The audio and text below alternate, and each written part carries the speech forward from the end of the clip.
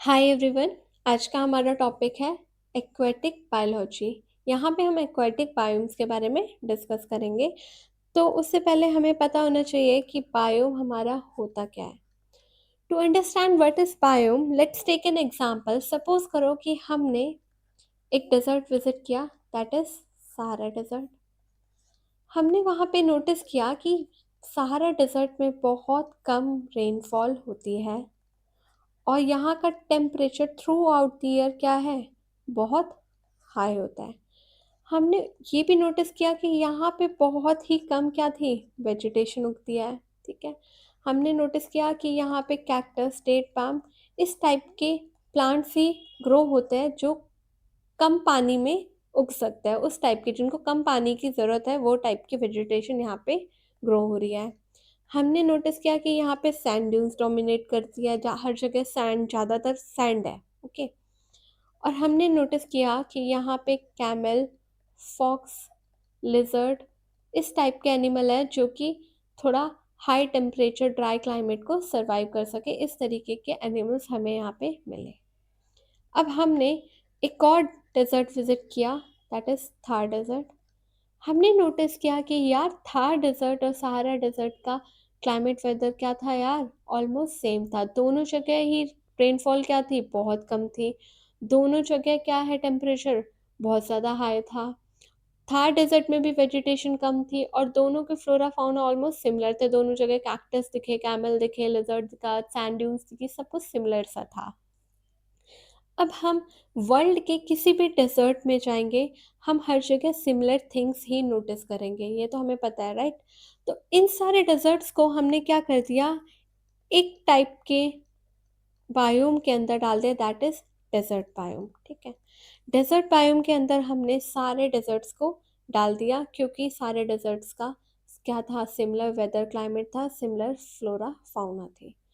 तो बायोम हमारा क्या हुआ, बायोम क्या हुआ कि हमने सपोज करो अर्थ को डिवाइड कर दिया, अर्थ के लैंडमास को डिवाइड कर दिया है डिफरेंट रीजन्स में, on the basis of climate, plants and animals found there. जिस रीजन में हमने जिस रीजन में जिस जिस रीजन का climate, weather, flora fauna same थे, हमने उनको एक टाइप के बायोम के अंदर डाल दिया। इसको समझने के लिए एक और एग्जांपल लेते हैं। लेट्स से एक और बायोम का एग्जांपल लेते हैं, that is tropical rain forest biome. ठीक है। इस बायोम के अंदर हमने वो रीजन्स डाले जहाँ पे जो हमारा फॉरेस्ट है, डेंस फॉरेस्ट, कैनोपी फॉरेस्ट, वो डोमिनेट करता। जिस अर्थ पे जिस रीजन में फॉरेस्ट बहुत ज़्यादा है, कैनोपी फॉरेस्ट जो है, ठीक है, वो ज़्यादा है, उसे हमने किसके अंदर डाल दिया, ट्रॉपिकल रेन फॉरेस्ट के अंदर। ऑल्सो ये वो फॉरेस्ट होंगे जहाँ पे थ्रू आउट द टेम्परेचर क्या होना चाहिए, through out the year constant है और वार्म टेम्परेचर होना चाहिए। ठीक है। ये टाइप के जो रेन फॉरेस्ट होंगे, ये हमें कहाँ मिलते हैं, इक्वेटर के पास मिलते हैं। ठीक है। और यहाँ पे थ्रू आउट दी बारिश रहे, थ्रू आउट द ईयर बहुत हैवी रेनफॉल होती है। ये रीजन्स को हमने किसके अंदर डाल दिया, ट्रॉपिकल रेन फॉरेस्ट बायोम के अंदर डाल दिया। तो ट्रॉपिकल रेन फॉरेस्ट बायोम के अंदर हमारे अंदर आ जाएंगे Amazon rain forest, Congo rain forest, south east Asian rain forest. ये रीजन्स हमारे किसके अंदर आ जाएंगे, ट्रॉपिकल रेन फॉरेस्ट बायोम के अंदर, क्योंकि यहाँ पे डेंस फॉरेस्ट डोमिनेट कर रहा है। Temperature through out the year गर्म रहता है, एक जैसा रहता है, इक्वेटर के पास है, और बारिश भी यहाँ पे क्या है, बहुत ज़्यादा है। ऐसे ही हमारा अगर कोई फॉर एग्जांपल लेते हैं, एक कोई रीजन है जहाँ पे ग्रासेस ज़्यादा डोमिनेट करती है और वहाँ पे लंबे बड़े बड़े ट्रीज नहीं देखने को मिलते हैं। ठीक है, ग्रासेस जो डोमिनेट करे, तो उन सारे रीजन्स को हमने एक बायोम के अंदर डाल दिया, दैट इज ग्रासलैंड बायोम। ऐसे ही एक हमारा बायोम होता है तुंद्रा बायोम, और एक और बायोम है ऐसा ही हमारा एक्वेटिक बायोम। ठीक है, जिसके बारे में हम आज वीडियो में बात करेंगे।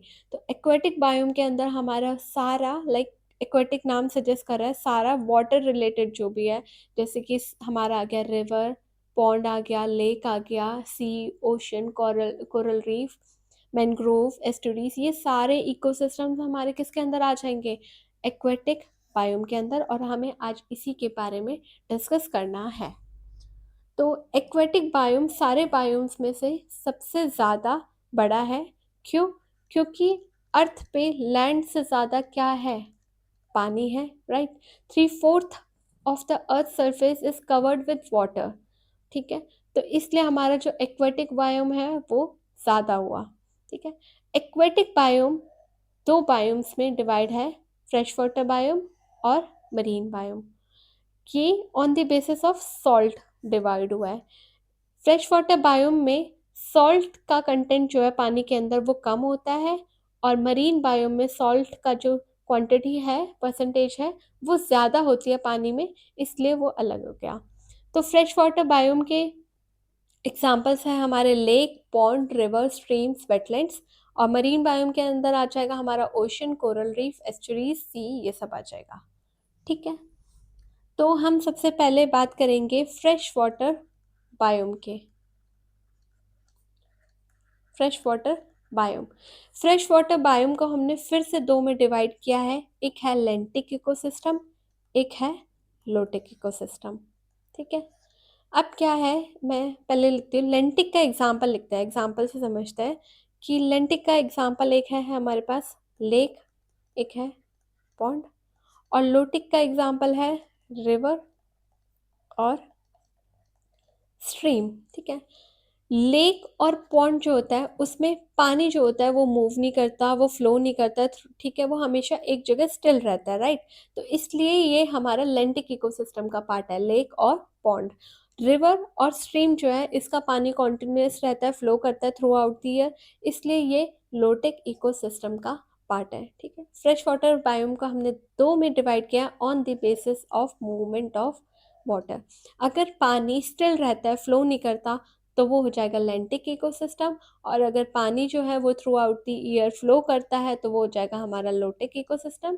तो लेंटिक का एग्जांपल हमारा है लेक एंड पॉन्ड, और लोटिक का हमारा एग्जांपल हो जाएगा रिवर एंड स्ट्रीम। ओके, अब हम डिस्कस करेंगे कि लेंटिक और लोटिक इकोसिस्टम के बीच में क्या डिफरेंसेस हैं। पहले तीन डिफरेंसेस जो है वो हमने प्रीवियस स्लाइड में भी डिस्कस करे थे कि जो लेंटिक इकोसिस्टम होता है वहाँ पे जो पानी होता है वो क्या रहता है, स्टिल रहता है, वहाँ पे कोई भी पानी फ्लो नहीं होता है। ओके, इस वजह से वहाँ पे वाटर का मूवमेंट नहीं होता। और लेंटिक इकोसिस्टम के एग्जाम्पल हमने बात किए थे, पॉन्ड है, लेक है, वेटलैंड है। लोटिक इकोसिस्टम में पानी फ्लो होता है, इस वजह से एक हमें कॉन्टिन्यूस वाटर करंट दिखता है। और लोटिक इकोसिस्टम के एग्जाम्पल थे रिवर, स्ट्रीम या स्प्रिंग। नेक्स्ट जो डिफरेंस है लेंटिक और लोटिक इकोसिस्टम में वो है on the basis of oxygen distribution. We know कि लेंटिक इकोसिस्टम में पानी फ्लो नहीं करता, स्टिल रहता है। इस वजह से जो पानी के अंदर ऑक्सीजन है ना, वो अनइवनली डिस्ट्रीब्यूट होती है। कहीं पे ज़्यादा ऑक्सीजन है, कहीं पे कम ऑक्सीजन है, अच्छे से मिक्स नहीं हो रखी हर जगह। ओके, बट लोटिक इकोसिस्टम में ऐसा नहीं है। लोटिक इकोसिस्टम में जो ऑक्सीजन है वो इवनली मिक्स्ड है। ठीक है, क्यों? क्योंकि वहाँ पे जो पानी है वो कॉन्टिन्यूस फ्लो करता है, और इस वजह से ऑक्सीजन जो है वो हर जगह यूनिफॉर्मली डिस्ट्रीब्यूटेड है। नेक्स्ट जो डिफरेंस है that is on the basis of temperature. Suppose करो ये हमारा एक लेक है, ओके, यहाँ पे हमारा सन है, ये एक डीप लेक है।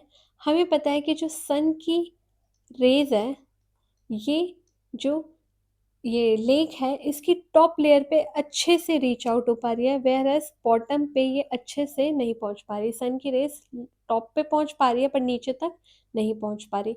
इस वजह से जो लेक का टॉप वाला लेयर वाला वाटर है वो क्या हो जाता है, वार्म हो जाता है, और जो बॉटम है लेक का वो कैसा हो जाता है, ठंडा हो जाता है। ये जो टेम्परेचर डिफरेंस हुआ है पानी में बिकॉज ऑफ सनलाइट, इसको हम बोलते हैं थर्मल स्ट्रैटिफिकेशन। ये थर्मल स्ट्रैटिफिकेशन फिनोमिना हम लेंटिक इकोसिस्टम में ऑब्जर्व करते हैं, लोटिक इकोसिस्टम में नहीं ऑब्जर्व करते।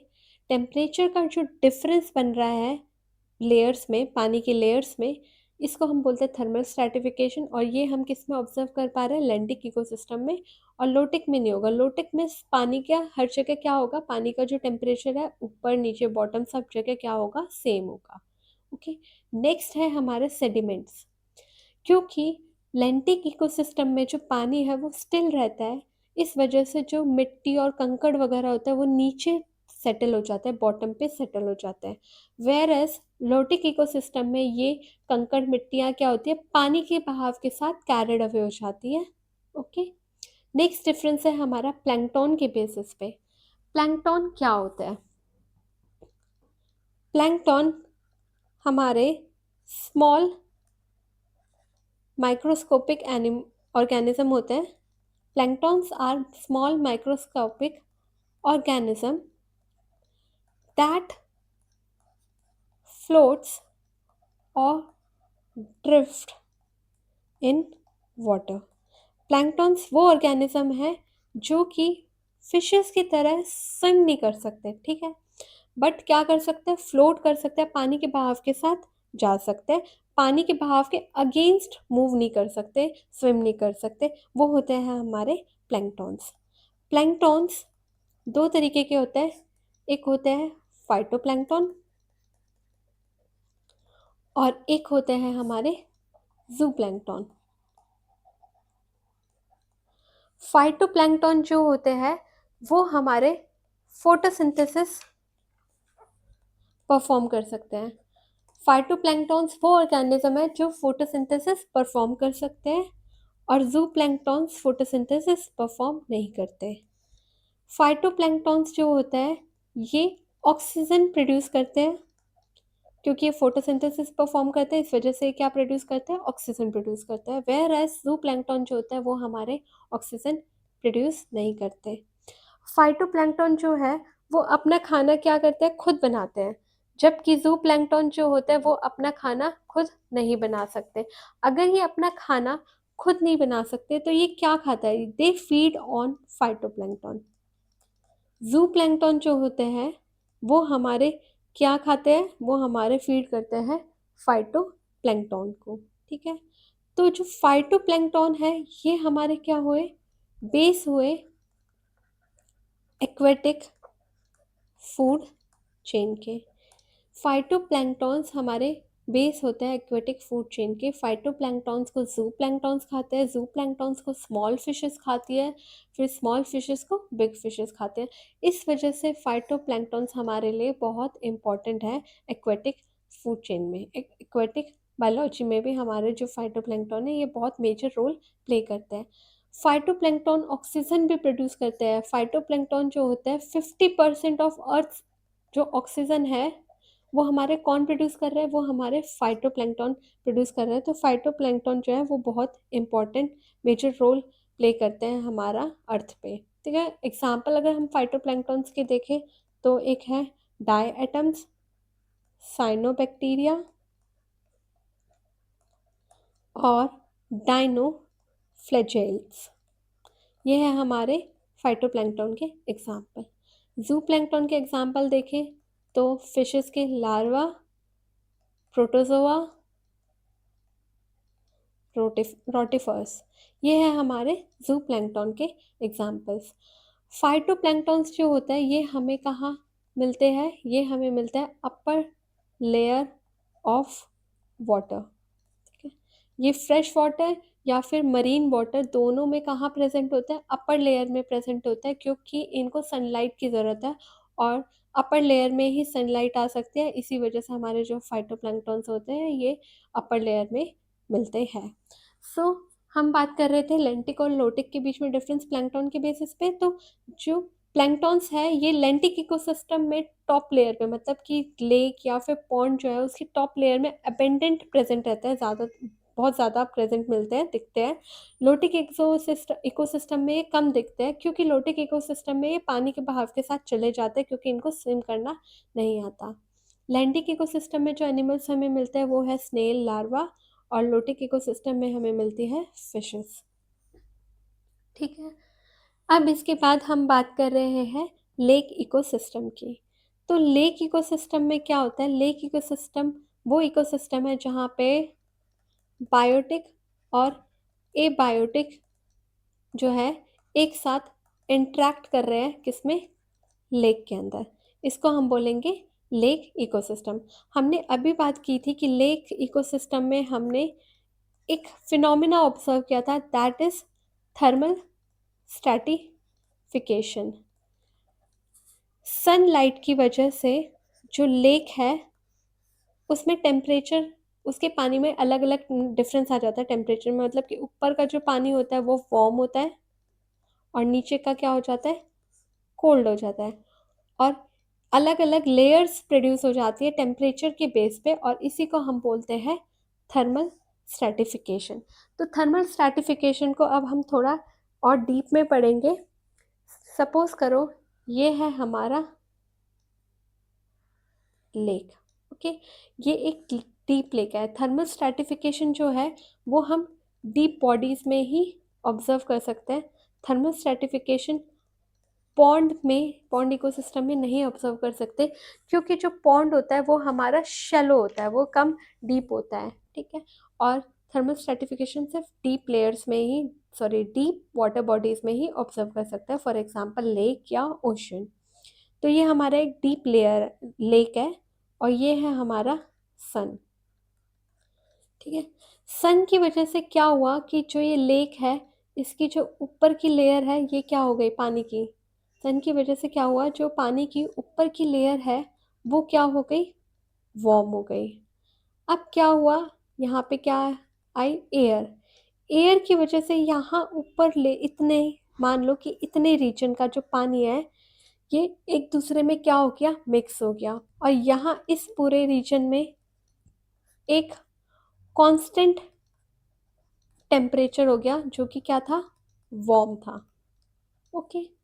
अब क्या हुआ, जैसे ही अब हम इस लेयर से नीचे वाली लेयर में आए, इस वाली लेयर में हमने एकदम से देखा कि जो ये टेम्परेचर है, जैसे हम यहाँ तक आए इसके बाद एकदम से यहाँ तक क्या हुआ, टेम्परेचर में सडन डिक्रीज हुआ। क्या हो गया, सडन डिक्रीज हुआ इस लेयर में। जो ये लेयर है यहाँ पे क्या हुआ, एकदम सडन डिक्रीज हुआ किसमें, टेम्परेचर में, ओके। अब हम जैसे जैसे यहाँ पे पहुंचे, फिर हमने यहाँ के बाद वापस से नोटिस किया कि जो ये वाली लेयर है, इस लेयर में वापस से टेम्परेचर हमने क्या नोटिस किया, कांस्टेंट, और कैसा था, ठंडा पानी था। तो ये जो सनलाइट की वजह से और एयर की वजह से ये तीन लेयर्स जो बनी है, ये है हमारा थर्मल स्ट्रैटिफिकेशन। इन तीन लेयर्स का हमने नाम दे दिया है। सबसे टॉप वाली लेयर जो होगी उसको हम बोलते हैं एपिलिमियन, ठीक है। एपिलिमियन जो होती है वो हमारी टॉप लेयर होती है। पहली चीज़, ये थोड़े वार्म होते हैं, मतलब ये क्या होते हैं, वार्मेस्ट होते हैं तीनों लेयर्स में से।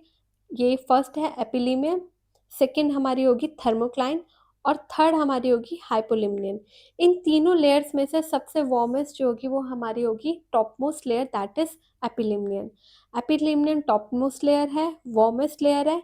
यहाँ पे पानी अच्छे जो है वो वार्म है, क्यों, बिकॉज ऑफ विंड, ठीक है। विंड की वजह से यहाँ इतनी पूरी लेयर में क्या हो गया, पानी अच्छे से गर्म हो चुका है। ऑल्सो ये लेयर जो होगी वो रिच होगी किसमें, ऑक्सीजन में। यहाँ पे ऑक्सीजन ज़्यादा है, यहाँ इस लेयर में आराम से मतलब सनलाइट रीच कर पा रही है, और यहाँ पे वार्म भी है, मतलब पानी जो है थोड़ा गर्म भी है। इस वजह से जो ये लेयर है वहाँ पे ये मोस्ट सूटेबल है किसके लिए, एक्वेटिक फाइटोप्लैंक्टन्स के लिए। फाइटोप्लैंक्टन्स के लिए ये रीजन सबसे सूटेबल है। तो फाइटोप्लैंक्टन्स जो है वो मेजरली हमें किस लेयर में मिलता है, एपिलिमियन लेयर में मिलता है, ठीक है। इस जो ये लेयर है ये हमारी क्या कर रही है, सपोर्ट करती है लाइफ को। नेक्स्ट लेयर जो है वो है हमारी थर्मोक्लाइन। मिडल जो लेयर है, जहाँ पे एकदम से ये वाली जो लेयर है, जहाँ पे एकदम से टेम्परेचर ग्रेजुअली एकदम से रैपिडली डिक्रीज हुआ है, इस लेयर को हम बोलेंगे थर्मोक्लाइन। थर्मोक्लाइन हमारी क्या है, मिडल लेयर है। यहाँ पे जो टेम्परेचर है सडनली क्या होने लग गया, डिक्रीज होने लग गया, temperature decreases rapidly with depth oxygen भी यहाँ पे एकदम से क्या होने लग गई, डिक्रीज होने लग गई। टॉप मोस्ट लेयर में ऑक्सीजन थी, बट जैसे हम नीचे आए ऑक्सीजन क्या होने लग गई, कम होने चल लग गई।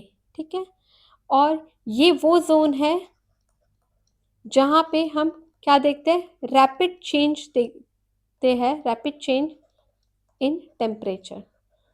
ये था हमारा थर्मोक्लाइन के बारे में।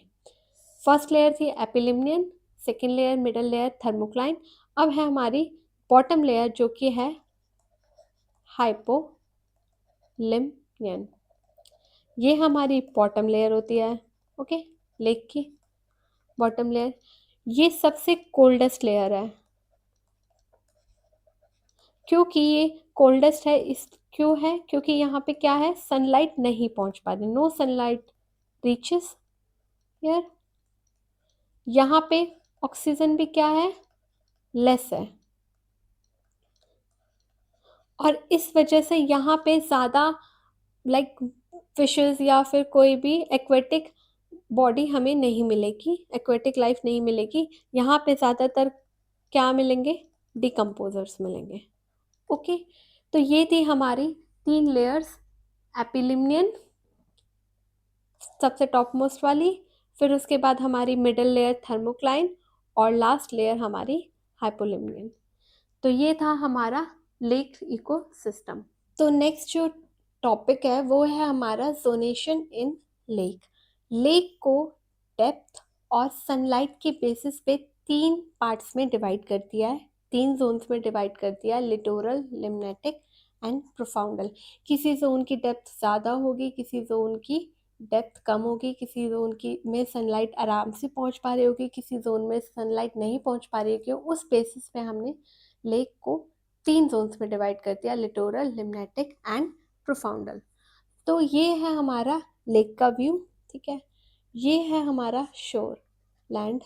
जैसे जैसे हम लैंड से लेक की तरफ जा रहे हैं, हम देख पा रहे हैं कि जो डेप्थ है वो धीरे धीरे क्या होती जा रही है, बढ़ती जा रही है। ठीक है, धीरे धीरे क्या होती जा रही है, बढ़ती जा रही है। ऐसा नहीं है कि एकदम से बहुत ज़्यादा डेप्थ हो गई, धीरे धीरे बढ़ रही है डेप्थ। ओके, तो यहाँ पे हमने लेक को 3 पार्ट में डिवाइड कर दिया है। सबसे पहला जो जोन है वो है हमारा लिटोरल जोन। ठीक है, ये जोन जो है वो शोर के बिल्कुल पास में है, बैंक के बिल्कुल पास में है, दूर नहीं है। ठीक है, और इस जोन को हम देख पा रहे हैं, लेट अस कि ये जोन सपोज कर लो यहाँ पे ख़त्म हो रहा है। तो जो ये जो जोन है, यहाँ की डेप्थ जो है वो ज़्यादा नहीं है। जैसे कि आप देख पा रहे हैं ये लिम्नेटिक है, इसकी कितनी ज़्यादा डेप्थ है। जो लिटोरल जोन है उसकी इतनी ज़्यादा डेप्थ नहीं है।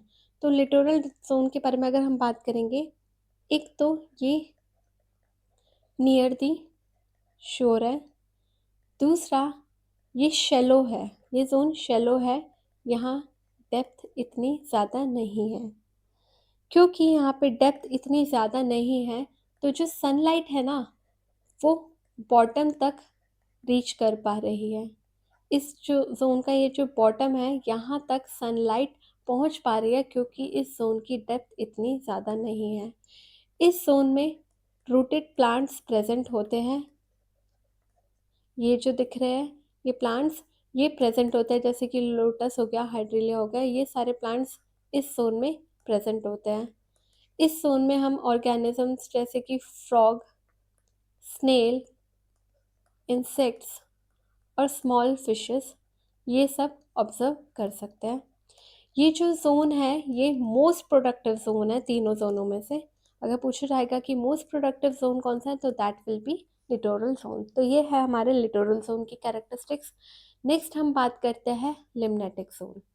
लिम्नेटिक जोन जो है वो ओपन सरफेस एरिया है, मतलब ओपन सरफेस वाटर है। ये शोर से जो है वो अवे है।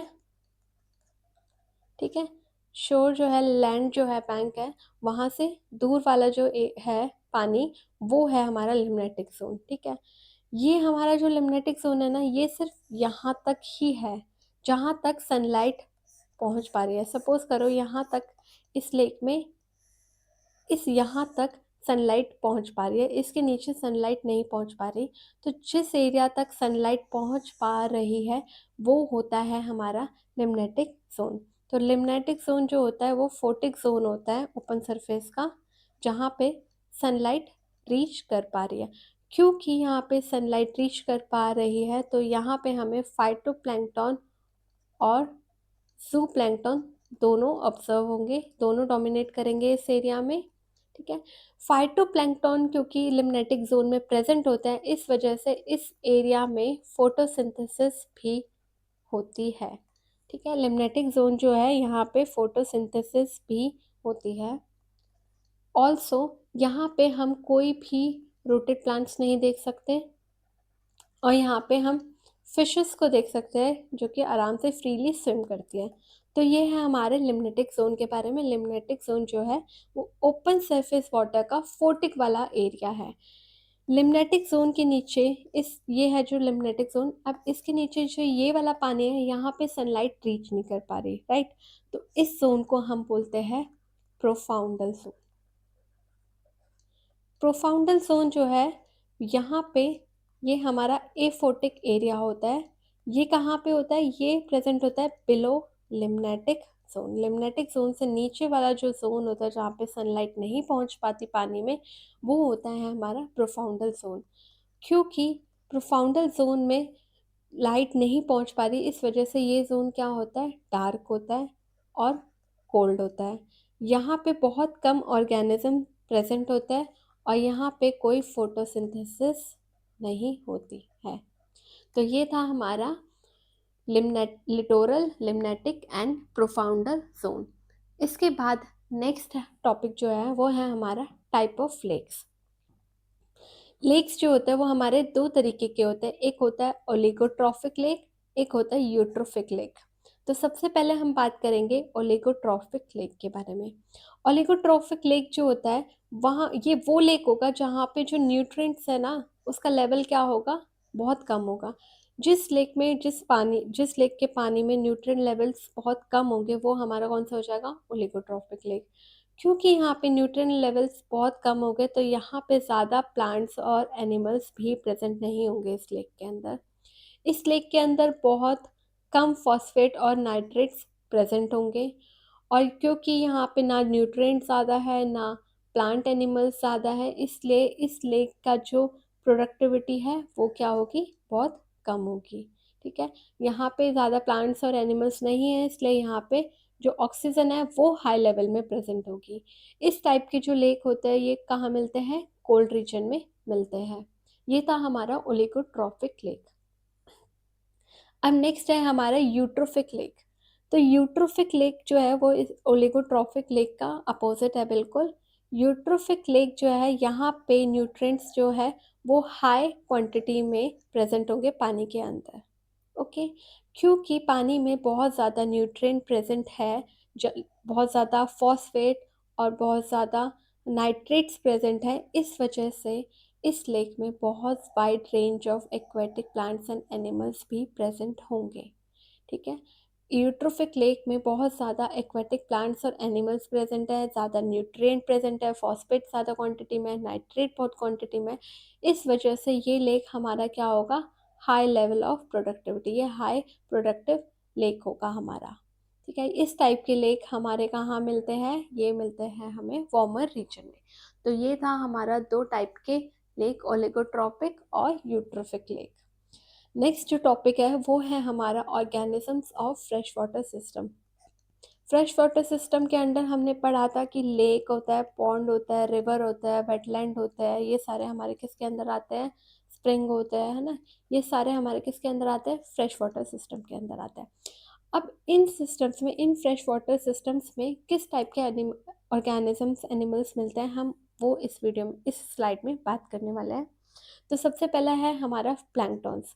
हमने पहले भी बात की थी कि प्लैंक्टॉन्स वो ऑर्गेनिज्म होते हैं जो कि स्विम नहीं कर सकते। ठीक है, तो हमें फ्रेश वाटर सिस्टम में प्लैंक्टॉन्स मिलते हैं दोनों, फाइटोप्लैंक्टन, जूप्लैंक्टन दोनों प्रेजेंट होते हैं। फाइटोप्लैंक्टन जो होते हैं वो हमने बात की थी कि वो फोटोसिंथेसिस कर सकते हैं। ठीक है, ये प्राइमरी प्रोड्यूसर होते हैं क्योंकि ये क्या करते हैं, ये जो प्राइमरी प्रोड्यूसर होता है ये ऑक्सीजन प्रोड्यूस करते हैं और ये जो एक्वेटिक फूड चेन है उसका बेस होता है। फाइटोप्लैंक्टन्स को ईट कौन करता है? इनको ईट करते हैं हमारे ज़ूप्लैंक्टन। ज़ूप्लैंक्टन जो होता है वो ज़्यादा मतलब वो फोटोसिंथेसिस नहीं कर सकते, वो अपना खाना खुद नहीं बना सकते, तो ये किसको फीड करता है? फाइटोप्लैंक्टन्स को फीड करता है। तो फाइटोप्लैंक्टन्स के अगर एग्जांपल की बात करें तो डायटम्स, ग्रीन एल्गी, साइनोबैक्टीरिया। और ज़ूप्लैंक्टन्स की एग्जांपल की बात करें तो रोटिफर्स हो गया, डेफनिया हो गया, लार्वा हो गए, ठीक है। ये हमारे क्या हो गए? ज़ूप्लैंक्टन के एग्जांपल हो गए। उसके बाद आते हैं हमारे नेक्टॉन्स। हमने अभी बात करी कि प्लैंक्टॉन्स वो ऑर्गेनिज्म होते हैं जो स्विम नहीं कर सकते पानी में, ठीक है। ये ड्रिफ्ट करते हैं, पानी के बहाव के साथ जाते हैं, फ्लोट करते हैं पानी में, ठीक है। तो वो ऑर्गेनिजम्स जो हमारे पानी में स्विम कर सकते हैं अगेंस्ट वाटर करंट, वो एनिमल्स, वो ऑर्गेनिजम्स को हम क्या बोलेंगे? उनको बोलेंगे हम नेक्टॉन्स। नेक्टॉन्स वो ऑर्गेनिज्म होते हैं जो वाटर करंट के अगेंस्ट भी स्विम कर सकते हैं, ओके। इसके अंदर हमारे आते हैं फिशेस, एम्फीबियंस और कुछ लार्ज इंसेक्ट्स। अगर हम फ्रेश वाटर सिस्टम के फिशेस की बात करें कि फ्रेश वाटर सिस्टम में कौन कौन सी फिशेस मिलती है, तो उसके एग्जांपल है हमारे rohu, catla, mrigal, common carp, sorry common carp.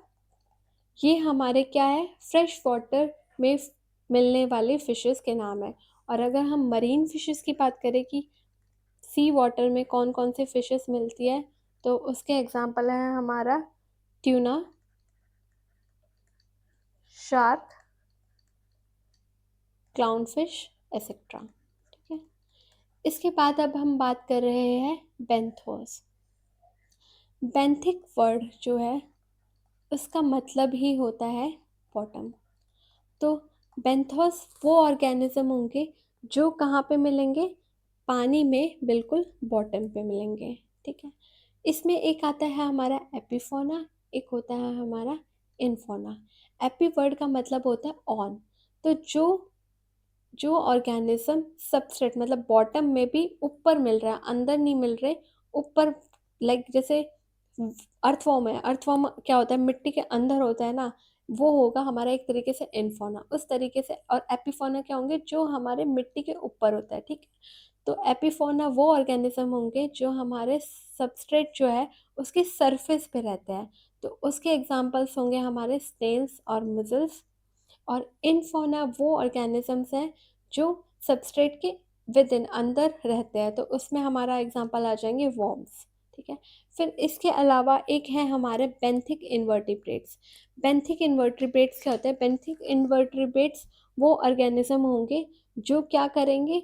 जो डेड प्लांट्स और एनिमल्स को डिकम्पोज करते हैं। ये एक तरीके के डिकम्पोजर्स हुए जो डेड डिके, इनमें डेड एंड डिकेइंग मतलब जो हमारे डेड प्लांट्स और एनिमल्स जो बॉटम पे रहते हैं, बॉटम पे आ जाता है प्लांट्स और एनिमल्स, उनको क्या करते हैं? डिकम्पोज करने में हेल्प करते हैं।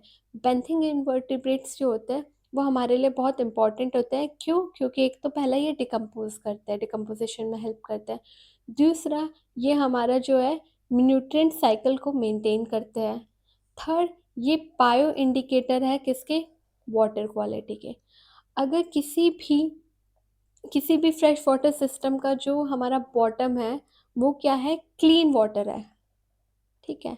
अगर क्लीन वाटर है तो इसका मतलब क्या है? कि वहाँ पे बहुत ज़्यादा डाइवर्स बेंथिक स्पीशीज प्रेजेंट है, ठीक है। तो ये था हमारा पेंथोस। नेक्स्ट आता है हमारा मैक्रोफाइट्स। मैक्रोफाइट्स क्या होते हैं? Macrophytes are large aquatic plants, ठीक है।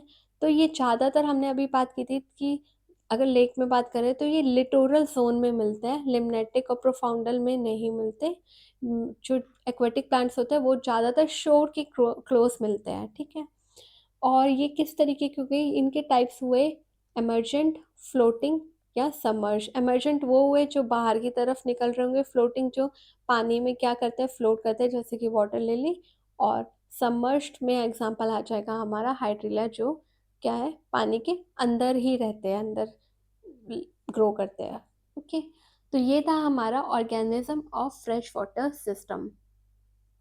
नेक्स्ट है हमारा पॉन्ड इकोसिस्टम। पॉन्ड इकोसिस्टम ज़्यादा बड़ा और इम्पोर्टेंट नहीं है, ठीक है। पॉन्ड हमारा जो है आर्टिफिशियल भी हो सकता है, नेचुरल भी हो सकता है, मतलब ह्यूमन मेड भी हो सकता है और वो नेचुरली भी बन सकता है। ओके। पॉन्ड जो इकोसिस्टम है वो लेक की तरह डीप नहीं होता। पॉन्ड जो है वो शैलो होता है, ज़्यादा डीप नहीं होता। क्योंकि ये शैलो होता है तो यहाँ पे हम थर्मल स्ट्रैटिफिकेशन जो हमने फिनोमेना पढ़ा था लेक के अंदर, ये यहाँ पे ऑब्जर्व नहीं करते हैं, ठीक है। क्योंकि यहाँ पे ऑल्सो क्योंकि ये बहुत शेलो है और सनलाइट जो है ना वो बॉटम तक रीच कर पाती है, इसलिए जो पॉन्ड इकोसिस्टम है ना वो हमारा बहुत ज़्यादा क्या है, प्रोडक्टिव है, ठीक है। यहाँ पे बहुत ज़्यादा डिफरेंट तरीके के हमारे एनिमल ऑर्गेनिजम्स वगैरह प्रेजेंट होते हैं, क्योंकि जो सनलाइट है वो बॉटम तक रीच कर पाती है, क्योंकि ये बहुत शेलो होता है, ठीक है। पॉन्ड में जनरली यही बात हमने की कि जो टेम्परेचर होता है वो यूनिफॉर्म रहता है, ज़्यादा चेंज नहीं होता, ऊपर और बॉटम और टॉप में सेम रहता है। तो ये था हमारा पॉन्ड इकोसिस्टम और यहाँ पे हमारा ख़त्म होता है फ्रेश वाटर बायोम। अब हम बात कर रहे हैं, फ्रेश वाटर बायोम हमारे यहाँ पे ख़त्म होता है। अब हम बात कर रहे हैं मरीन बायोलॉजी, ठीक है। यहाँ पे हमारा स्टार्ट होता है मरीन इको सिस्टम या मरीन बायोम। तो मरीन बायोलॉजी, एक सेकेंड, तो यहाँ पे हमारा स्टार्ट होता है मरीन बायोम। मरीन बायोम क्या हुआ, मरीन बायोलॉजी क्या हुई? मरीन बायोलॉजी वो ब्रांच हुई साइंस की जहाँ पे हम सी में रहने वाले, सी या ओशन जो है वहाँ पे रहने वाले ऑर्गेनिजम्स जो है उनकी इंट्रैक्शन, मतलब वहाँ पे एक दूसरे से वो कैसे इंटरेक्ट कर रहे हैं, बायोटिक और एबायोटिक दोनों की एक दूसरे में क्या इंट्रैक्शन है, उसके बारे में स्टडी करते हैं, वो होता है हमारा मरीन बायोलॉजी। मरीन बायोलॉजी में हमारे आते हैं ओशियन, सी, कोरल रीफ, मैनग्रोव, एस्टरीज। तो हम इस सब के बारे में यहाँ पे बात करेंगे। मरीन बायोलॉजी जो है फ्रेश वाटर सिस्टम के कंपैरिजन में बहुत ज़्यादा ब्रॉड है। फ्रेश वाटर क्योंकि हमारे अर्थ पे कम प्रेजेंट है, कम परसेंटेज में प्रेजेंट है as compare to sea water, salt water, ठीक है। ओशन ज़्यादा है तो इसलिए मरीन बायोलॉजी ज़्यादा डोमिनेट करती है हमारे अर्थ सरफेस पे। तो ओशन जो है, why ocean is important, ocean जो है वो हमारे लिए क्यों इम्पॉर्टेंट है, हमें ओशन मतलब मरीन बायोलॉजी मतलब हमें ओशन के बारे में क्यों पढ़ना पड़ रहा है? ओशन जो है वो हमारे अर्थ का 70 मतलब 3/4, हमने बात की थी कि 3/4 जो अर्थ का सरफेस है वो किससे कवर है, ओशन से कवर है, ठीक है। वर्ल्ड की पूरे अर्थ पे जो 50% ऑक्सीजन है वो कहाँ से प्रोड्यूस हो रही है, वो भी हमारे कहाँ से प्रोड्यूस हो रही है, वो हमारी प्रोड्यूस हो रही है ओशन से। ओशन में भी जो फाइटोप्लैंक्टन्स है उनसे प्रेजेंट, उनसे हमें प्रोड्यूस हो रही है, ठीक है। ओशंस की वजह से ही हमारे यहाँ पे रेनफॉल आती है, ओशंस की वजह से लैंड पे क्लाइमेट वगैरह चेंज होता है, ठीक है। ओशन फूड का बहुत बड़ा सोर्स है। ओशन से बहुत सारे मतलब वो इंडिया में नहीं बट बाहर फॉरेन कंट्रीज़ में बहुत सारे लोग जो होते हैं वो फिशेस प्रॉन्स ये सब खाते हैं, ठीक है। तो बहुत लोग किस पे डिपेंड है, ओशन पे डिपेंड है for their food. Ocean biodiversity support करता है, ठीक है। ओशन में बहुत ज़्यादा लाइक बहुत ज़्यादा एनिमल्स, ऑर्गेनिज्म, फिशेस वगैरह बहुत सारे रहते हैं। तो इसलिए हमारा जो ओशन है वो बहुत इम्पॉर्टेंट है, इसलिए हमें ओशन को पढ़ना भी बहुत ज़्यादा इम्पॉर्टेंट है। तो ओशन के पानी की अगर हम कैरेक्टरिस्टिक्स बात करें तो क्या होती है कि सॉल्ट बहुत ज़्यादा परसेंटेज में होता है उसमें, ठीक है। 100 ग्राम्स में 3.5 ग्राम जो होता है वो सॉल्ट प्रेजेंट होता है। ओशन में वेव्स आते हैं, टाइड आती है, जैसे जैसे हम ओशन या सी में नीचे जाता है विद डेप्थ, वैसे वैसे प्रेशर क्या होता है ओशन में, बढ़ता है, ठीक है।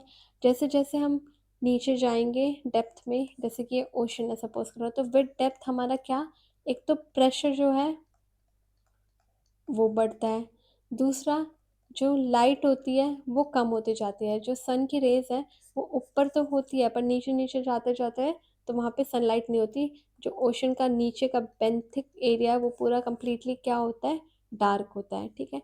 टेम्परेचर वेरी करता है विद डेप्थ। यहाँ ऊपर जो लेयर होती है वो थोड़ी वार्म होती है ओशन की, बट नीचे बिल्कुल कोल्ड होता है, बहुत एक्सट्रीम कोल्ड टेम्परेचर होता है। तो ये है हमारी मरीन वाटर कैरेक्टरिस्टिक्स। तो इसके बाद हमारा नेक्स्ट टॉपिक आता है जोनेशन इन मरीन इकोसिस्टम। तो हमने बात की थी कि हमने लेक इकोसिस्टम को, लेक जो है उसको 3 जोन्स में डिवाइड कर रखा था, राइट। ऐसे ही हमने जो ओशन है उसको भी 3 जोन्स में डिवाइड किया है on the basis of distance from the shore, ठीक है।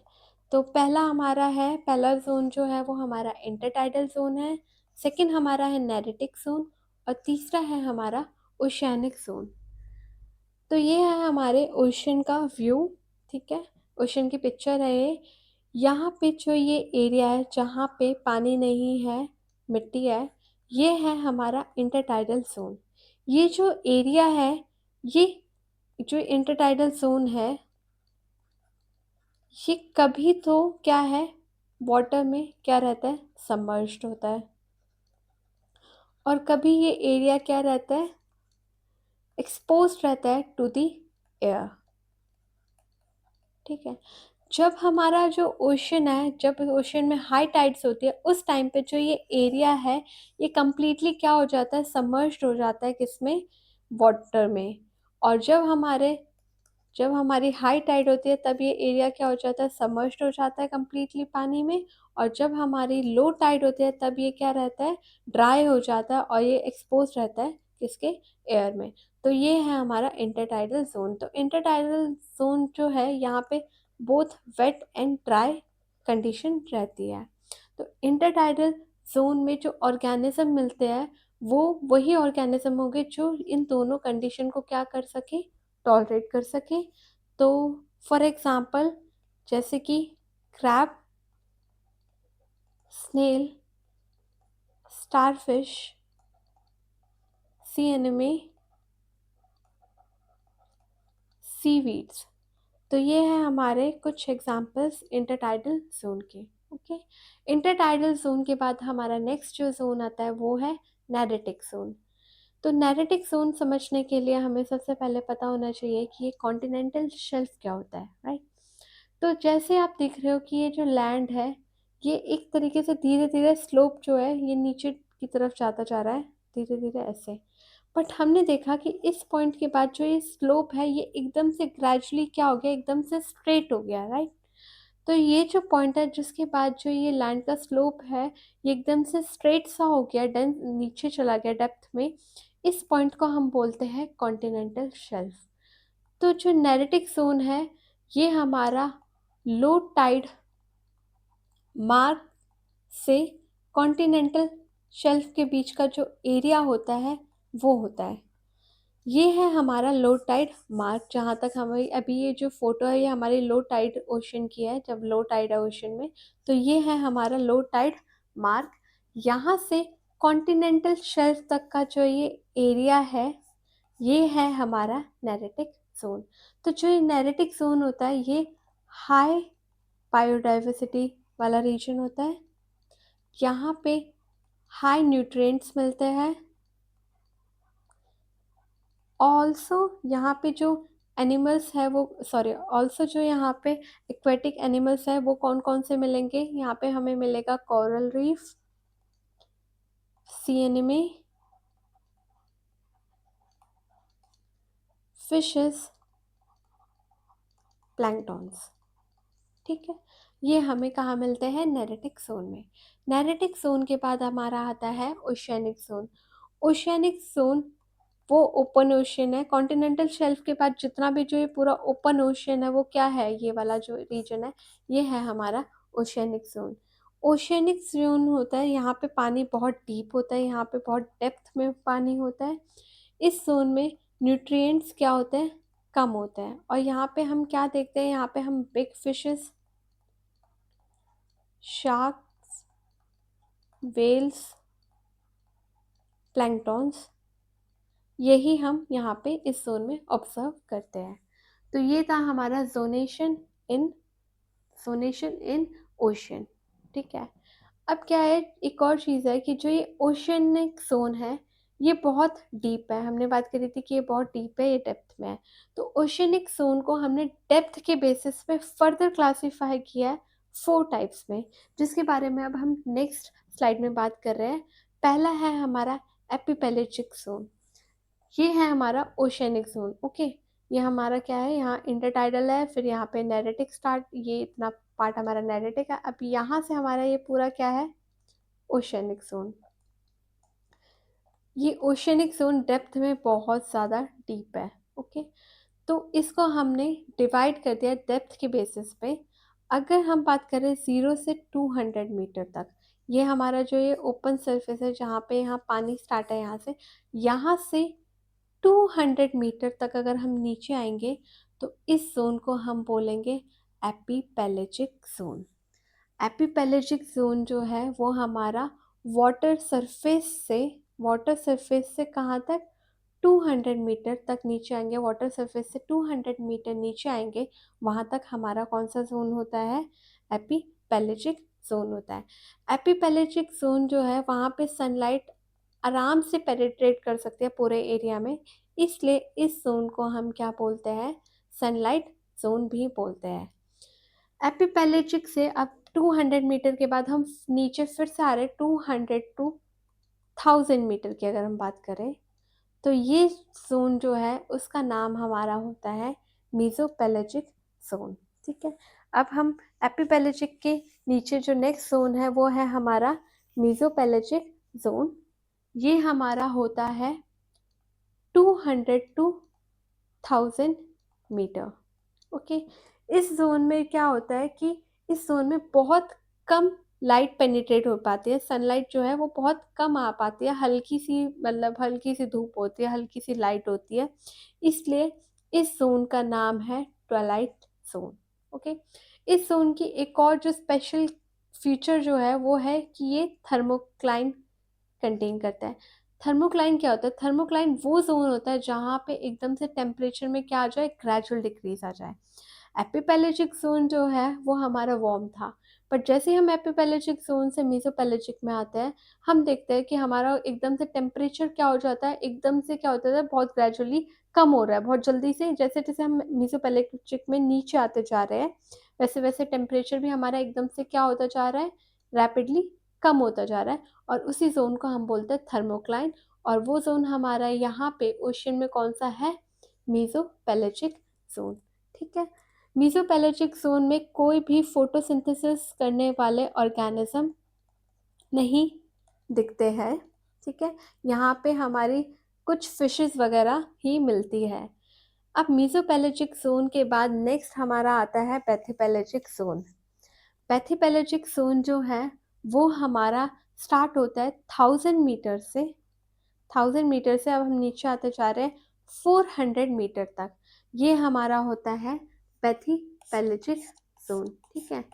पैथीपेलेजिक जोन जो है, यहाँ पे कोई भी सनलाइट रीच नहीं करती, ये एक हमारा क्या है, डार्क जोन है, यहाँ पे कोई भी सनलाइट नहीं पेनिट्रेट करती, इसलिए ये हमारा कैसा जोन हुआ, डार्क जोन हुआ, ठीक है।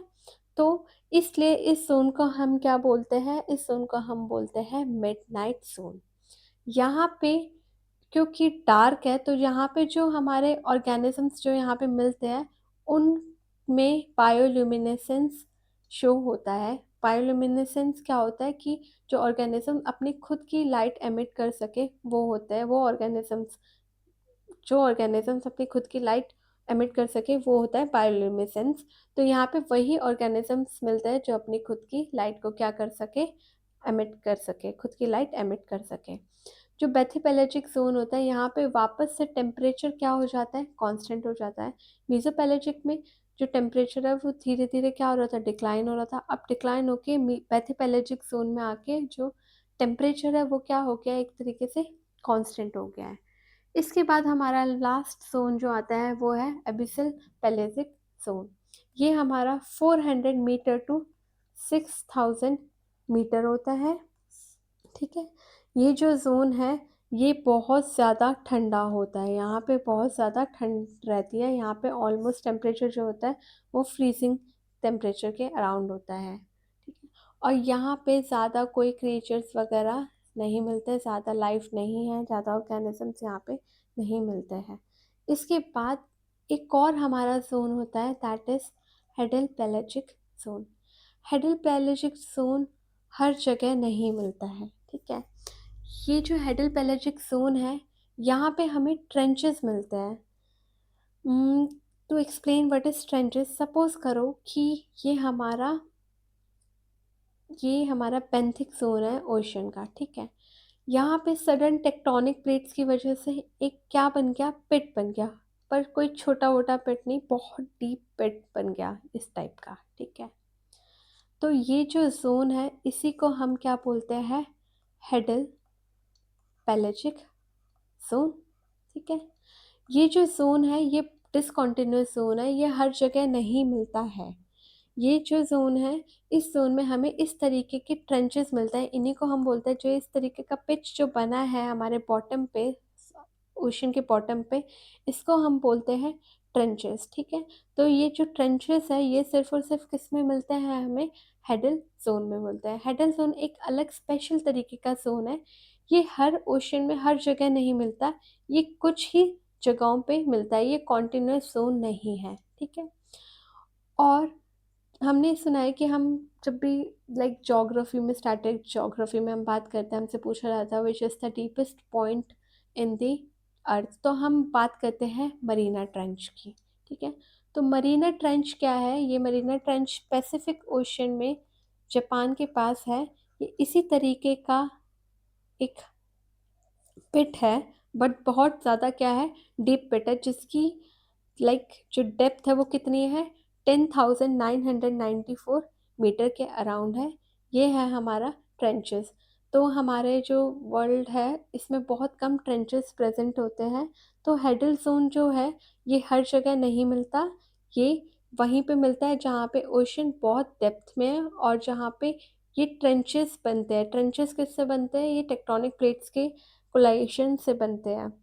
तो ये था हमारा हेडल जोन। अब हमारा नेक्स्ट टॉपिक जो है वो है कि adaptations in marine life. Ocean जो है उसमें सॉल्ट की कंसंट्रेशन क्या होती है, बहुत ज़्यादा हाई होती है, राइट। और जैसे जैसे हम ओशन में डेप्थ में जाते हैं वैसे वैसे प्रेशर भी क्या होता है, इंक्रीज होता रहता है। तो इन चीज़ों को ओवरकम करने के लिए हमारे जो मरीन ऑर्गेनिज्म होते हैं वो अपने अंदर कुछ चेंजेस लाते हैं, जिनके बारे में हम यहाँ पे डिस्कस करेंगे। तो सबसे पहला है हमारा ऑस्मो रेगुलेशन। मरीन ऑर्गेनिज्म अपनी बॉडी में वाटर और सॉल्ट की कंसंट्रेशन जो है इसको किस तरीके से मेंटेन करके रखते हैं, बैलेंस आउट करके रखते हैं, उस प्रोसेस को हम बोलते हैं ऑस्मो रेगुलेशन। तो सबसे पहले हम बात करेंगे कि बोनी फिशेस का, कि बोनी फिशेस अपनी बॉडी में वाटर और सॉल्ट को किस तरीके से मेंटेन करके रखते हैं। तो जो बोनी फिशेस होती है इनके अंदर सॉल्ट की कंसंट्रेशन क्या होती है, कम होती है as compare to sea water. इस वजह से बोनी फिशेस जो है इनकी बॉडी से वाटर जो है वो कॉन्टिन्यूसली क्या होता रहता है, ड्रेन आउट रहता है through the process of osmosis, ठीक है। इस वजह से बोनी फिशेस क्या हो जाती है, क्योंकि इनकी बॉडी से कॉन्टिन्यूसली वाटर जो है वो डिहाइड्रेट सॉरी वाटर जो है वो कॉन्टिन्यूसली ड्रेन आउट हो रहा है, इस वजह से ये क्या हो जाती है, डिहाइड्रेटेड हो जाती है।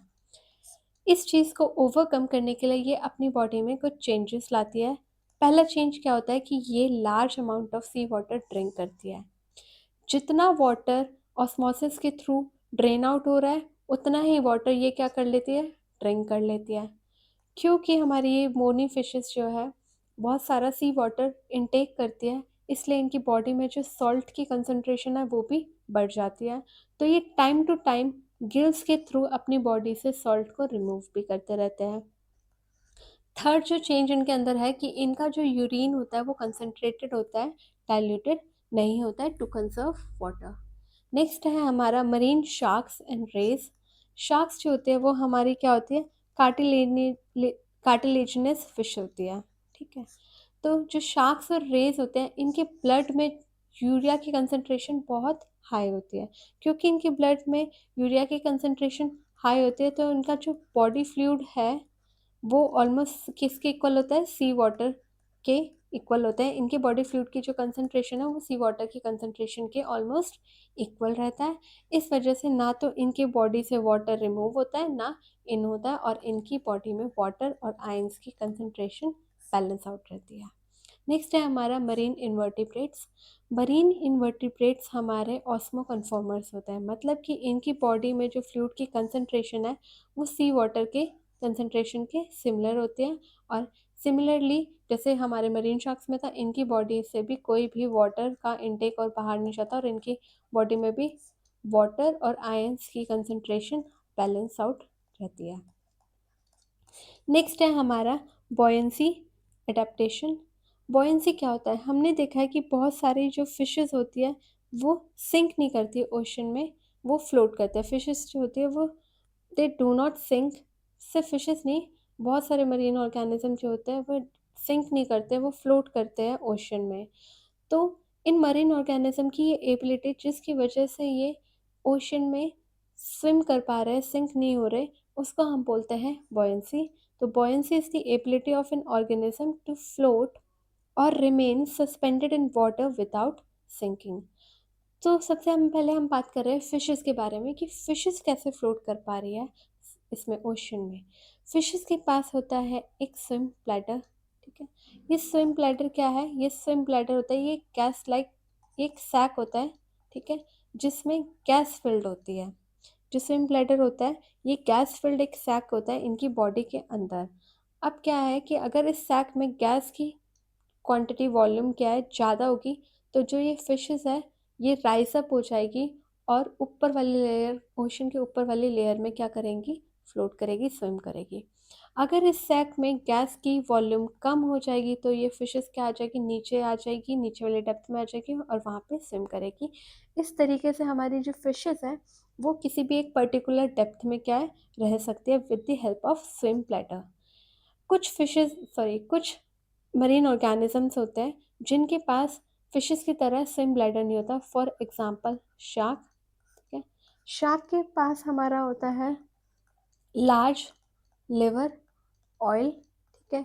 ये जो लार्ज लिवर ऑयल होता है ये वाटर से भी क्या होता है? लाइटर होता है, और इस वजह से हमारा जो शार्क है ये बॉयंसी शो करता है और फ्लोट करता है वाटर में। नेक्स्ट हमारा जो है दैट इज़ कैमोफ्लेज। कैमोफ्लेज क्या होता है? कैमोफ्लेज को समझने के लिए एक एग्जांपल लेते हैं। लेट्स से ये एक लीफ है ग्रीन कलर की, ठीक है। ये दो लीव्स है, यहाँ पे एक रेड कलर का इंसेक्ट है और यहाँ पे एक ग्रीन कलर का इंसेक्ट है। यहाँ पे एक बर्ड है, तो जो ये बर्ड है ये इजीली किस इंसेक्ट को खा पाएगी? ये इजीली इस रेड इंसेक्ट को खा पाएगी। ग्रीन जो इंसेक्ट है वो इजीली क्या नहीं होगा? विजिबल नहीं होगा इसको, बर्ड को। क्यों? क्योंकि एक ये जो ग्रीन इंसेक्ट है ये लीफ के सिमिलर कलर का है, और इसी चीज़ को हम बोलते हैं कैमोफ्लेज। कैमोफ्लेज कुछ ऑर्गेनिज्म शो करते हैं, क्या करते हैं? ये अपना या तो कलर चेंज कर लेते हैं या अपने सराउंडिंग जैसे से बन जाते हैं ताकि ये ईजिली कॉल आउट ना हो पाए। इसको हम बोलते हैं कैमोफ्लेज। तो कैमोफ्लेज इज एन एडेप्टेशन जिसमें ऑर्गेनिज्म जो होता है अपने आप को ब्लेंड कर लेते हैं with its surrounding to avoid predators, ठीक है, और टू कैच प्रे, कि अगर इनको कोई कोई खाना पकड़ना है तो भी ये अपने आप को हाइड कर लेते हैं और एकदम से उन पे अटैक करते हैं जब ये वो सामने वाला एनिमल इनके क्लोज आ जाता है, ठीक है। तो इस तरीके का कैमोफ्लेज अगर हम मरीन ऑर्गेनिज्म में बात करें तो ऑक्टोपस शो करता है। ऑक्टोपस जो है वो अपना कलर क्या कर लेता है? चेंज कर लेता है। ये अपने आसपास के कोई भी रॉक या सराउंडिंग, कोई भी सराउंडिंग के जैसा सिमिलर कलर चेंज कर लेता है ताकि वो हाइड हो सके या फिर किसी पे अटैक कर सके। नेक्स्ट जो हमारा है वो है बायोल्यूमिनेसेंस। हमें पता है कि डीप सी में सन ईज़िली सन रेज़ जो है वो ईज़िली नहीं रीच आउट हो पाती। इस वजह से जो सी का सबसे नीचे जो डीप सी है, वो कैसा होता है? बिल्कुल डार्क होता है। तो वहाँ पे जो रहने वाले ऑर्गेनिज़्म है, वो क्या करते हैं वो अपनी खुद की लाइट एमिट करते हैं और इसी को बोलते हैं हम बायोल्यूमिनेसेंस।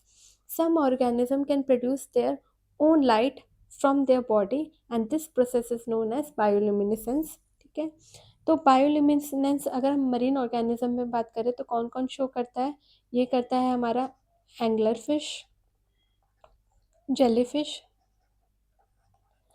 बायोल्यूमिनेसेंस क्यों इम्पोर्टेंट है? बायोल्यूमिनेसेंस की वजह से क्या होता है कि ये जो मरीन ऑर्गेनिज्म है ये ईज़िली कम्युनिकेट कर सकते हैं। कुछ जो ऑर्गेनिज्म है ये अपनी बॉडी से लाइट एमिट करते हैं फॉर कम्युनिकेशन। कुछ ऑर्गेनिज्म जो है ये प्रे को अट्रैक्ट करने के लिए कि जिनका खाना है, जो भी छोटी स्मॉल फिशेस वगैरह है जिनको एक फीड करता है, वो इनकी लाइट को देख के इनकी तरफ क्या हो पाए? अट्रैक्ट हो पाए। इसलिए ये बायोल्यूमिनेसेंस या लाइट एमिट करते हैं, ठीक है? कई बार ये एक तरीके से डिफेंस की तरह भी इस लाइट को यूज़ करते हैं। तो ये था हमारा बायोल्यूमिनेसेंस। नेक्स्ट है हमारा प्रेशर। हमें पता है कि डीप सी जो है वहाँ पे बहुत हाई प्रेशर होता है, ठीक है? तो उसको सर्वाइव करने के लिए हमारे जो नीचे जो organism marine organism deep sea में मिलते हैं उनके पास कुछ स्पेशल प्रोटीन्स होते हैं जिसकी वजह से हाई प्रेशर को सर्वाइव कर पाते हैं। Next is streamline body shape. जो फिशेस और डॉल्फिन्स होती हैं इनकी स्ट्रीमलाइन बॉडी शेप होती है, ठीक है? स्ट्रीमलाइन बॉडी शेप एक तरीके की शेप होती है जहाँ पे जो वाटर है वो कम से कम वाटर का प्रेशर कम से कम लगता है उस बॉडी पे, उसको बोलते हैं हम स्ट्रीमलाइन बॉडी शेप। तो फिशेस और डॉल्फिन्स जो होते हैं उनके पास स्ट्रीमलाइन बॉडी शेप होती है क्योंकि उन पे प्रेशर कम लगता है वाटर का, उस वजह से ये आराम से फास्ट स्विम भी कर पाती है। तो यहाँ पे हमारा ख़त्म होता है ocean eco system.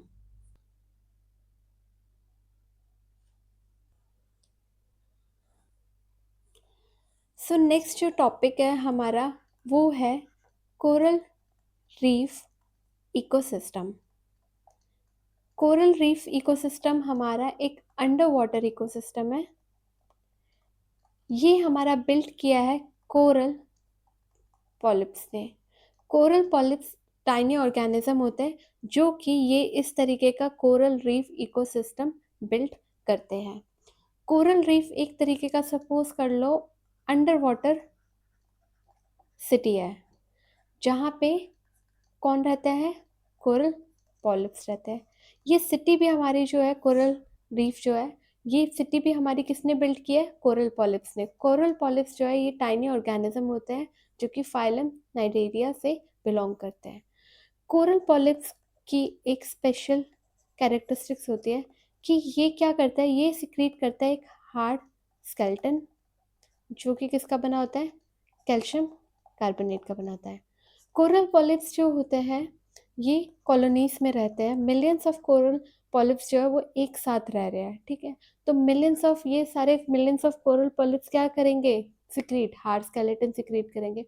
Over the thousand of years these skeleton, जब ये कोरल पॉलिप्स मर जाते हैं तब ये सारे स्केलेटन्स एक साथ क्या हो रहे होंगे? एक्यूमुलेट हो रहे होंगे। स्केलेटन तो वहीं रिसाइड हो जाते हैं, कोरल पॉलिप्स ही तो मरते हैं। तो ये स्केलेटन्स एक्यूमुलेट होके एक स्ट्रक्चर बनाता है, एक इकोसिस्टम बनाता है जिसको हम बोलते हैं कोरल रीफ।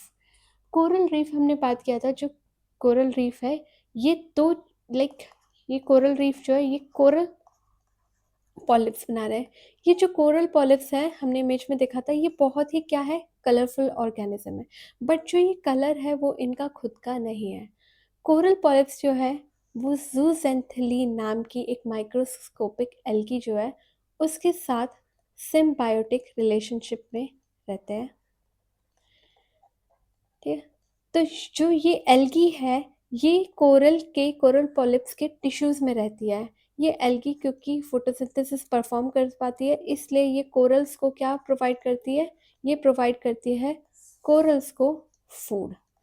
और फूड के साथ साथ जो कोरल पॉलिप्स का जो एक ब्यूटीफुल इतने सारे वाइब्रेंट से जो कलर्स शो होते हैं वो भी किसकी वजह से होता है? वो भी इन एल्गी की वजह होता है। तो एल्गी जो है वो कोरल पॉलिप्स को फूड और कलर दोनों प्रोवाइड करते हैं।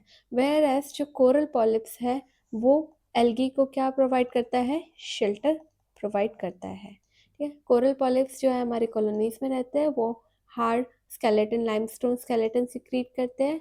They live in relationship with, symbiotic relationship with zooxanthellae. अब हम बात करेंगे कि कोरल रीफ हमें कहाँ पे मिल सकते हैं। कोरल रीफ हमें एक तो सबसे पहली बात शैलो वाटर में मिलता है, ये डीप वाटर में नहीं मिलेगा। दूसरा, उस शैलो वाटर का टेम्परेचर कितना होना चाहिए, 20 to 30 डिग्री सेल्सियस। ऑल्सो वो शैलो वाटर क्या होना चाहिए, एकदम क्रिस्टल क्लियर होना चाहिए, ताकि जो सनलाइट है वो आराम से बॉटम तक, जहाँ पे कोरल रीफ मिलता है, वहाँ तक पेनिट्रेट कर सके। तो कोरल रीफ जो है, बेस्ड ऑन दीज कंडीशन कहाँ पे मिलता है, ये हमें मिलते हैं ट्रॉपिकल रीजन्स में मिलते हैं, 30 degree north and 30 degree south के बीच में मिलते हैं। नेक्स्ट हम बात कर रहे हैं एक फिनोमिना जो हम कोरल रीफ में देखते हैं, ऑब्जर्व करते हैं, दैट इज कोरल ब्लीचिंग। तो ये दोनों हमारी कोरल रीफ की पिक्चर है, ठीक है।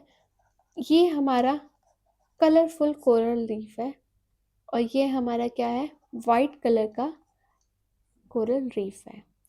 तो जो कोरल पॉलिप्स है इस पिक्चर में हम देख पा रहे हैं, ये बहुत कलरफुल है, इनमें कलर्स है, बट यहाँ कोरल पॉलिप्स क्या है, वाइट कलर के। तो कोरल पॉलिप्स जो है कलरफुल से वाइट जो टर्न हो जाता है, इस फिनोमिना को हम बोलते हैं कलर बोल रही हूँ, कोरल ब्लीचिंग। Coral bleaching. तो कोरल ब्लीचिंग क्या हुआ, कोरल ब्लीचिंग हमारा एक फिनोमिना होता है जहाँ पे कोरल्स जो होता है ये अपना कलर जो है, ब्राइट कलर, ये क्या कर देते हैं, लूज कर देते हैं और ये कैसे हो जाते हैं, वाइट कलर के हो जाते हैं।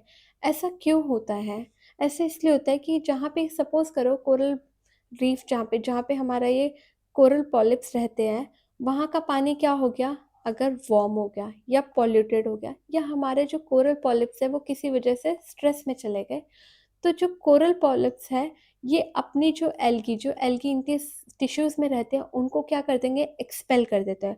और वी नो कि इन्हीं एल्गी की वजह से क्या है, कोरल पॉलिप्स को अपना कलर मिला था।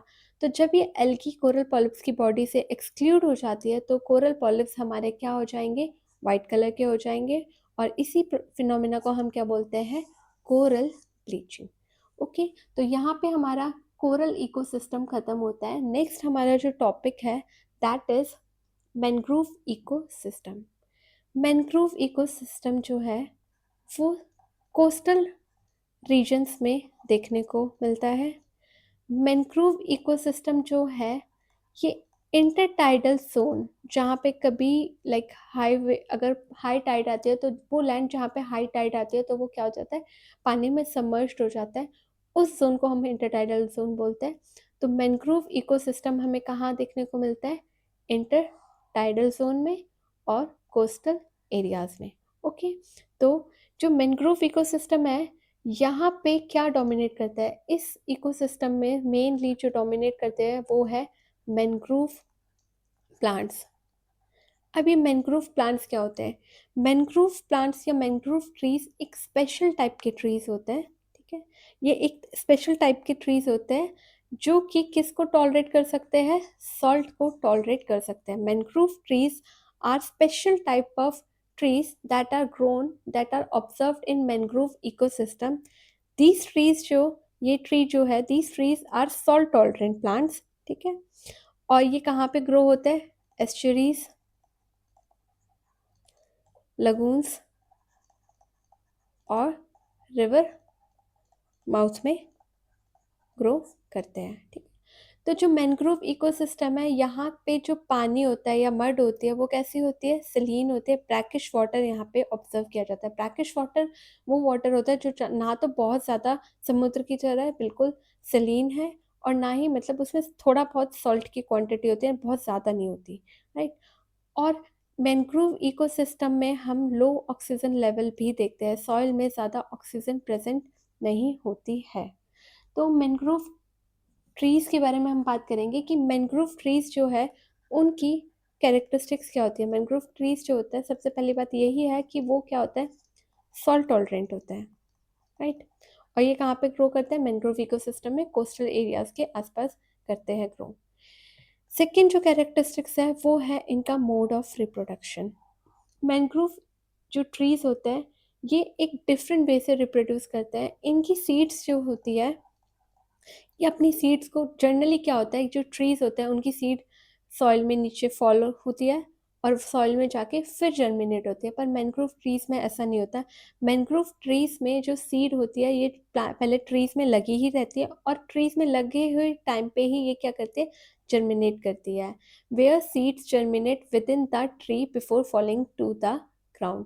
ऐसा क्यों होता है कि अगर ये सीड्स हमारे ग्राउंड में गिर जाएगी तो हमें पता है कि मैंग्रोव इकोसिस्टम के यहाँ पे कैसा पानी होता है, मड जो होती है वो कैसी होती है, सलीन होते हैं, तो ये सीड जर्मिनेट नहीं कर पाएगी। तो इस चैलेंज को ओवरकम करने के लिए जो ये सीड्स है ये प्लांट में जब लगा ट्रीज में जब लगी रहती है तभी क्या हो जाती है, जर्मिनेट हो जाती है। थर्ड कैरेक्टरिस्टिक्स जो है वो है कि हमें पता है कि मैंग्रोव जो है वहाँ पे जहाँ पे मैंग्रोव ट्रीज ग्रो हो रहे हैं वहाँ पे जो मड है उसमें बहुत ज़्यादा क्या होता है, सॉल्ट होता है। तो रूट्स क्या है, सॉल्ट को भी इनटेक कर लेते हैं विद वाटर। तो मैंग्रोव ट्रीज़ के अंदर सॉल्ट का कंटेंट क्या हो जाता है, बहुत ज़्यादा हाई हो सकता है। तो इस चीज़ को ओवरकम करने के लिए जो उनकी लीव्स होते हैं बहुत स्पेशल टाइप की लीव्स होते हैं इनकी, ये क्या सिक्रीट करती है, एक्सेस सॉल्ट अपने में से सिक्रीट कर लेती है। फोर्थ हमारा जो है मैंग्रोव प्लांट्स जो है इनके पास स्पेशल टाइप्स ऑफ रूट्स होती है। एक होती है हमारी प्रॉप रूट और एक होती है न्यूमेटोफोर्स रूट। हम सबसे पहले बात करेंगे प्रॉप रूट्स के बारे में।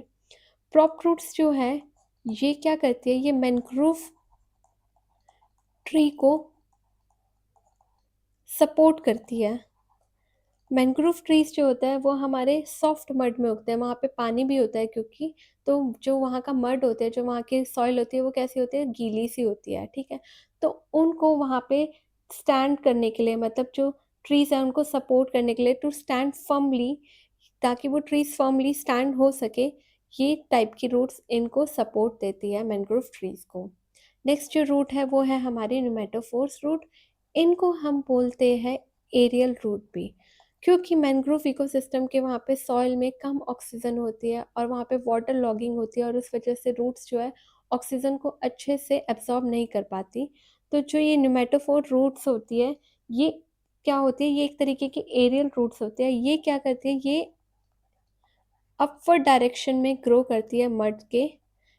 These roots grow in upward direction out of the mud, out of the mud, ठीक है, टू टेक ऑक्सीजन, ताकि ऑक्सीजन ले सके एयर में से। तो ये मड में से बाहर निकल जाती है, एयर में से ऑक्सीजन ले लेती है। मैंग्रोव ट्रीज जो होता है ये हमारे लिए बहुत ज़्यादा इम्पॉर्टेंट होते हैं क्योंकि ये हमें प्रोटेक्ट करते हैं अगेंस्ट टाइडल वाटर। ऑल्सो जो मैंग्रोव ट्रीज होते हैं या मैंग्रोव इकोसिस्टम होता है यहाँ, ये हमें सॉइल इरोशन से प्रिवेंट करता है। Mangrove ecosystem prevents from soil erosion. Mangrove ecosystem जो है ये स्टॉर्म्स और हाई टाइड को भी प्रोटेक्ट करता है। कोस्टलाइन जो है, कोस्टलाइन जो होती है, कोस्टल एरियाज होते हैं, उनको हाई टाइड्स और स्टॉर्म्स के से भी क्या करता है, प्रिवेंट करता है। इसलिए मैंग्रोव जो है, मैंग्रोव इकोसिस्टम ये बहुत ज़्यादा इंपॉर्टेंट होता है। वेस्ट बंगाल में सुंदरबन जो है वो लार्जेस्ट मैंग्रोव फॉरेस्ट है पूरे वर्ल्ड का, इसको यूनेस्को वर्ल्ड हेरिटेज साइट में भी लिस्टेड किया है। नेक्स्ट हमारा जो टॉपिक है दैट इज एस्चुरी। एस्चुरी क्या होता है, एस्चुरी एक एरिया है जहाँ पे हमारा फ्रेश वाटर सॉल्ट वाटर के साथ क्या हो, मिक्स हो। फॉर एग्ज़ाम्पल जहाँ पे हमारी रिवर किसके साथ में मिक्स हो, सी के साथ। सपोज करो जो रिवर है, एक ऐसा एरिया जहाँ पे जो रिवर है और सी है दोनों क्या हो, मिल रहे हो, तो उस एरिया को हम बोलेंगे एस्टुरी।